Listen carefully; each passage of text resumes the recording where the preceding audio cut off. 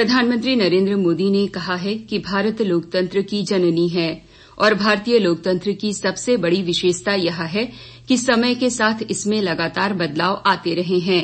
आज नई दिल्ली में 3 मूर्ति एस्टेट में प्रधानमंत्री संग्रहालय का उद्घाटन करते हुए श्री मोदी ने कहा कि हमारे देश का लोकतंत्र हमें नवाचार और नए नए विचारों को आत्मसात करने के लिए प्रेरित करता है। श्री मोदी ने कहा कि दूर दराज के ग्रामीण इलाकों से और बेहद गरीब तथा किसान परिवार से होते हुए भी यदि कोई व्यक्ति राष्ट्र का प्रधानमंत्री बन सकता है तो यह भारतीय लोकतंत्र की महान परंपराओं में देश के विश्वास को और मजबूत करता है।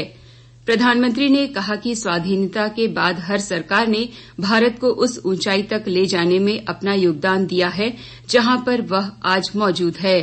श्री मोदी ने कहा कि प्रधानमंत्री संग्रहालय प्रत्येक सरकार की साझी विरासत का जीवंत प्रतिबिंब बन चुका है।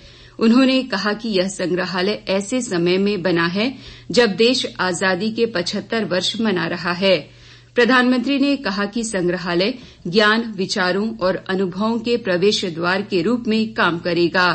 प्रधानमंत्री ने कहा कि इस संग्रहालय में देश के 14 पूर्व प्रधानमंत्रियों की जीवन यात्रा तथा उनके कार्यों को दर्शाया गया है। पूरे देश के साथ द्वीप समूह में भी आज संविधान निर्माता डॉ BR अम्बेडकर की जयंती मनाई गई। उपराज्यपाल एडमिरल DK जोशी ने सांसद कुलदीप राय शर्मा, नगरपालिका परिषद की अध्यक्षा कविता उदय कुमार, दक्षिण अंडमान जिला परिषद की अध्यक्षा प्रमीला कुमारी तथा पुलिस एवं प्रशासन के वरिष्ठ अधिकारियों के साथ नगरपालिका परिषद स्थित डॉ BR अम्बेडकर के प्रतिमा स्थल पर जाकर उन्हें पुष्पांजलि अर्पित की। कार्यक्रम में प्रशासन एवं नगरपालिका के अन्य अधिकारी एवं कर्मचारी गण भी शामिल हुए। राष्ट्रगान के साथ कार्यक्रम का समापन हुआ। उधर सांसद कुलदीप राय शर्मा ने आज बोधिसत्व अम्बेडकर सांस्कृतिक संघ की ओर से आयोजित कार्यक्रम के दौरान गोलघर स्थित अम्बेडकर भवन परिसर में स्थापित की गई डॉ BR अम्बेडकर की नवनिर्मित प्रतिमा का अनावरण किया। फसल कटाई का पर्व बैसाखी आज द्वीप समूह में धूमधाम से मनाया गया। बैसाखी के अवसर पर पोर्टब्लेयर के गुरुद्वारा डॉ दीवान सिंह में भोग अखंड पाठ और दीवान कीर्तन किया गया। इसके बाद दोपहर में गुरु का लंगर दिया गया।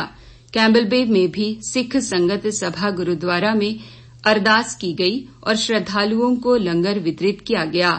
बैसाखी पर कई श्रद्धालुगण गुरुद्वारे पहुंचकर अरदास में शामिल हुए। अंडमान निकोबार पुलिस अग्निशमन सेवा की ओर से आज से लेकर 20 अप्रैल तक अग्निशमन सेवा सप्ताह मनाया जा रहा है। इस वर्ष का विषय है अग्नि सुरक्षा सीखें, उत्पादकता बढ़ाएं। अग्निशमन सेवा मुख्यालय में आज सुबह वर्ष 1944 में विक्टोरिया हार्बर मुंबई में हुई दुर्घटना में ड्यूटी के दौरान जान गंवा चुके अग्निशमन कर्मियों की स्मृति में परेड का आयोजन किया गया। इस अवसर पर पुलिस अधीक्षक अग्निशमन गीतांजलि खंडेलवाल मुख्य अतिथि के तौर पर उपस्थित रहीं। अपने संबोधन में उन्होंने द्वीपों में जीवन रक्षा और संपत्ति को होने वाले नुकसान से बचाने में अग्निशमन सेवा कर्मियों के कर्तव्य और जिम्मेदारियों को रेखांकित किया। उन्होंने अब तक विभाग को मदद के लिए आने वाली कॉल पर की गई कार्रवाई का ब्यौरा पेश किया। वर्ष 2021 में ड्यूटी के दौरान जान गंवा चुके अग्निशमन कर्मियों के लिए 2 मिनट का मौन रखा गया। पिछले वर्ष बिहार अग्निशमन सेवा के लीडिंग फायरमैन रविन्द्र मिश्रा और महाराष्ट्र अग्निशमन सेवा के फायरमैन रेस्क्यूअर बालू दामू देशमुख ने कर्तव्य का निर्वाह करते हुए अपने प्राणों की आहुति दी। अग्निशमन सेवा दिवस के अवसर पर जागरूकता के लिए आज पोर्टब्लेयर में विभाग के वाहनों के द्वारा फ्लीट मार्च किया गया। सांसद कुलदीप राय शर्मा ने प्राथमिकता के आधार पर कारनिकोबार और कमोटा के लिए जहाज उपलब्ध कराने का अनुरोध किया है। जहाजरानी सचिव को लिखे अपने पत्र में उन्होंने कहा कि पिछले कुछ दिनों से जहाज उपलब्ध न होने के चलते कमोटा और कारनिकोबार के बहुत से निवासी पोर्टब्लेयर में फंसे हुए हैं। ये लोग इलाज, शिक्षा और रोजगार जैसे विभिन्न उद्देश्यों से पोर्टब्लेयर आए थे, लेकिन अब जहाज उपलब्ध न होने के कारण यहां रहने को मजबूर हैं, जिससे इन पर आर्थिक बोझ पड़ रहा है।